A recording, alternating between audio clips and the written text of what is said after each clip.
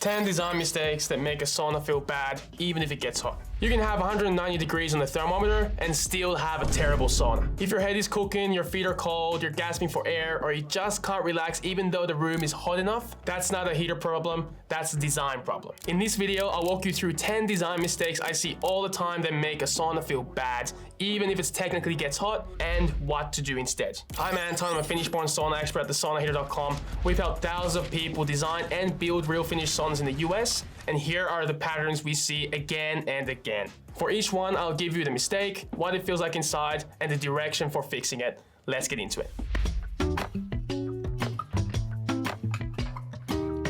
Mistake number 1, benches that are too low with your feet on the floor. A lot of people build their sauna benches like a waiting room is. One level, low to the floor, and you're basically sitting in a chair with your feet on the cold tiles. So what does that feel like? Well, your head's roasting and your feet are cold and your body never feels evenly heated. You get this hot head, cold feet feeling, which is a pretty classic. It's not relaxing, you feel cooked in the face but never properly warmed through, and you usually want to get out earlier than you planned. The fix here is simple. Get your whole body into the same temperature zone. In practice, that means designing benches that your feet are at or slightly above the top of the heater stones. So you want to have a proper middle foot bench and then a sitting bench above that. When you sit down, nothing should be on the cold layer near the floor. Mistake number 2, way too much empty air above your head. This is really common in commercial saunas and in a lot of backyard cabins. The ceiling is way too high, but then the benches are low, so from the top bench to the ceiling, you can easily have 70, 80, or even 90 inches of empty space. The symptom is weird. Your thermometer might say 190 Fahrenheit, but the heat on your skin feels weak, and all the best load is floating above you in a big invisible pocket that no one can reach. You throw water on the stones and it feels impressive for 2 seconds, and then the steam just disappears somewhere up there. To fix this, you don't need to necessarily start lowering the ceiling, you just need to start by controlling the distance from the top bench to the ceiling. You want to aim for roughly 40 to 48 inches from the sitting bench to the ceiling, and if your ceiling is higher than that, raise the benches. Don't pay to heat up a big volume of air that nobody's going to be sitting in. Mistake number 3, benches and heater in the wrong relationship. Here's what people do. They put the door on one wall, shove the heater into a convenient corner, and then place the benches wherever there's leftover space. Sometimes the main bench ends up being almost behind the heater or far off to the side. The result is that they never feel truly wrapped around in heat. One side of your body could be hot and the other side is cooler. Lulu will hit some bathers while it misses others, and the whole room feels more like a hot closet than a focused heat zone. The fix is to start thinking of the heater like a campfire. The benches should be arranged so people sit facing the heater in front of it in the area where hot air rises, hits the ceiling, and then rolls back over them. Don't hide the heater in the corner where nobody's actually in front of. Design around the heater first and then everything else. Mistake number 4, a ceiling shape that traps Lulu away from you. This is where you get fancy shapes. Sloped ceilings, raised sections, little towers over doors, without thinking about what the hot air will actually do. The symptom is that you can literally watch the steam go to the wrong place. You throw water, steam rises, then all that best hot steamy air leaves in a high spot where no one's actually sitting. People on the benches feel okay, but they never get that full enveloping wave of Lulu that the Finnish sauna is about. The fix here is to make the ceiling help you, not fight you. Flat ceilings are usually the safest and most predictable. They give you even temperatures across the whole cabin. If you end up sloping the ceiling, the highest point should be above the bathers where there's actually sitting, not above the door or some random empty corner. Avoid making any random bumps or raised sections that create separate little towers of heat no one can reach. You want one clear Lulu pocket right above the benches. Mistake number 5. Confused airflow, even if you technically have vents. A lot of saunas have vents, but they're placed randomly. Maybe the intake is over the door, the exhaust is directly above the heater, and there's nothing happening at bench level where the people actually sit. So how does that feel? You'll feel stuffy even at moderate temperatures, and after 5 to 10 minutes, you're fighting for fresh air, not heat tolerance. The air is heavy, your head feels foggy, and then your room dries very slowly after you're done with the sauna session. You don't need to become an engineer, but you do need a simple airflow story. Fresh air intake near the heater, then used air out the opposite side through the seating zone. A good direction is to bring fresh air slightly above or near the heater so it mixes immediately with that hot plume, and then exhaust it from the opposite wall, roughly between the lower and the upper benches. That way, the good air actually passes by your nose before it leaves the cabin.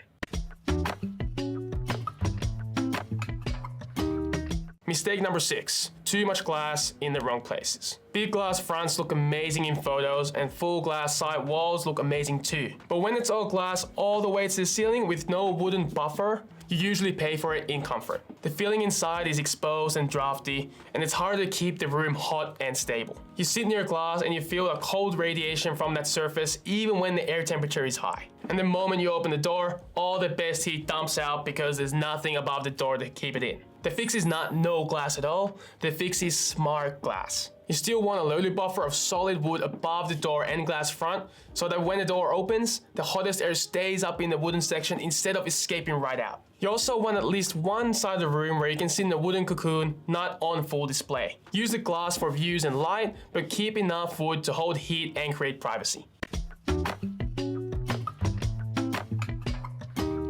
Mistake number 7, the wrong heater type for the room and layout. This happens when someone builds a big tall room with lots of air to heat and then puts a small low stone high rating heater in there because it looks sleek on the product page. Or they might pick a huge tower heater and then put the benches far away and way too low. The symptom is harsh uneven heat. Close to the heater, your shins and kneecaps feel like they're in front of a toaster. Farther away, you never get that deep, soft warmth, and when you throw water on the stones, you get thin, sharp steam instead of a really rich, enveloping lolu. The temperature swings a lot instead of feeling stable. The direction here is to match heater, volume, and seating. If the room is tall with lots of cubic footage, you need a heater with real stone mass and benches high enough to live in that hot layer. Avoid tiny, low-mass heaters with big showcase cabins. You want enough stones to store energy and create real lolu, not just glowing heat elements.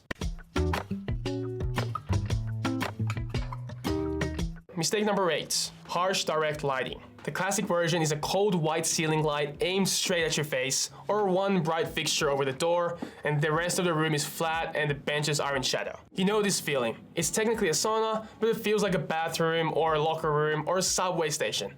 Your eyes never really relax, you're squinting and you see every little flaw in construction, and you don't get that calm, evening by the lake vibe at all. The fix is to light the space, not the people. Use warm white light in the range that looks like a candlelight or a firelight, and then hide the actual fixtures. You could put, for example, LED strips behind the backrests under the benches so you can see the glow on the wood, not the diode itself. Make steps and transitions gently lit so you can move safely, but keep the upper bench area softer and indirect. You'll be shocked at how much this changes the way the exact same sauna room feels. Mistake number 9, uncomfortable benches. You can get everything else right and still ruin the experience with bad benches. Common mistakes are benches that are way too narrow with sharp edges or built from wood that gets very hot and bites your skin. Add no backrest and you're leaning directly to a hot wall that's hard to keep clean. The symptom of this is constant fidgeting. You can't find a relaxed posture, your thighs feel the edge of the board, and your lower back gets too hot touching the wall, and you never settle in for a 15 to 20 minute session. And then people blame their heat tolerance, but often it's just bad furniture. The direction here is to treat the benches like real seating. Give the top bench enough depth, around 2 feet or more, so you can sit comfortably or semi-lie down. Round the edges so nothing digs into your legs. Also, add backrest everywhere you expect people to lean. In slightly softer wood, you could use like aspen, alder, or thermal aspen, which generally always gets used in all the benches. Pro tip here is to get knotless wood at least for the benches, just because those knots get hot and they might seep, so you don't want to accidentally burn yourself. And leave small gaps between slats for airflow and faster drying, but not big enough to catch any toes, balls, or fingers. When the benches feel like good furniture, you'll actually stay long enough to get the benefits. And mistake number 10, no thought for privacy and mental space. This is more psychological, but it matters a lot. You can have perfect physics and still not want to use the sauna if you feel like you're on stage. I see layouts where the big glass is facing the busiest part of the house, the door opens straight into the main living area, and every seat feels exposed. The symptom is that you never fully relax. You don't want to lie down, you don't have real quiet conversations, you subconsciously out your session short because you feel you're being watched or on display, even though nobody's actually looking. The fix is to intentionally design at least one protected corner. When you sit on the top bench, you should be able to lean back against the wood and feel your back is covered. If you use glass, consider tinting it or privacy glass so you can see out, but people can't really see in. Position the door and the windows so that the main view from the outside is not directly at the main seating area. A real finished sauna is half physics and half psychology. The design should let your nervous system drop down a gear the moment you close the door.